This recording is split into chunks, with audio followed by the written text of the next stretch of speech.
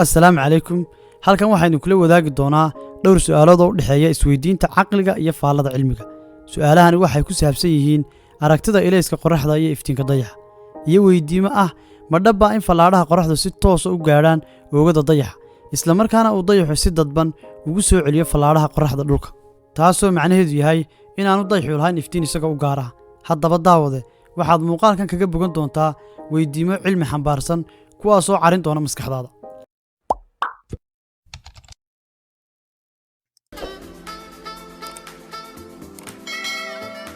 haddiiba ay cadceeddu inoo jirto fogaan ah 150 milyan oo kiiloomitir, fallaadhaha cadceedduna ay dhulka ku soo gaadhayaan 8 daqiiqo iyo 20 ilbiriqsi oo isugeyn noqonaya 500 ilbiriqsi.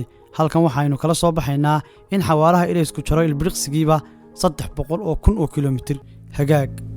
geesta kale, sida ay wakaaladda cirbixiyaanada Mareykanka ee NASA sheegtay, dayaxu wuxuu inoo jiraa fogaan ah 384,400 oo kiiloomitir, taasoo la macno ah in fallaadhaha dayaxu ay dhulka ku soo gaadhaan 1.9 ilbiriqsi ama 2 ilbiriqsiba. haddaba bal halkan u fiirso daawad.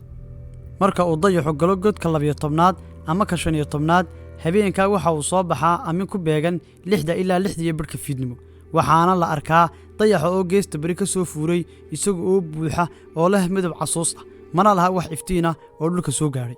isla habeenkaa, xilliyada dambe oo saacado kadib ah xilliga uu soo baxay dayaxu, ayaa dhulka laga dareemaa iftiinka dayaxa marka uu caddaado, waayo xilliga hore ee uu dayaxu geesta bari ka soo muuqday ma lahayn wax iftiina oo dhulka soo gaadhaya, sababtoo ah muu lahayn awood ku filan oo dhulka ugu soo gudbiyo ilayskiisa. sidaa awgeed, maadaama oo dayaxa lagu sheegay iftiin celiyo toos ah, xawaaraha uu iftiinka inagu soo gaadhsiin karaana ay tahay ugu badnaan 2 ilbiriqsi marka loo eego fogaanta ah 384,400 kiiloomitir. sidee ku suuroobaysaa in fallaadhaha iftiinka dayaxu inoo soo gaadhi waayeen xilli horeba, balse ay inoo soo gaadheen saacada kadib markii uu soo baxay dayaxu, halka fallaadhaha qoraxda oo dhulka ku soo gaadha 8 minid ay dhulka ka samaynayaan hadh muuqda iyo diirimaad fiican.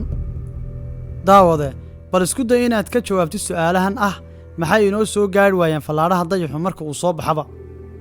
ma dayaxa ayaa intiisii ka fogaaday? ma xawaarihii ilayska ayaa gaabis noqday? ma fallaadhihii iftiinka dayaxa ayaa ku hoomanaya meel aan dhulka ahayn? maxaa u yeelay dayaxa midabka casuusta ah? ma waxyaabaha dayaxa laga aaminsan yahay ayaa ah waxba kama jiraan?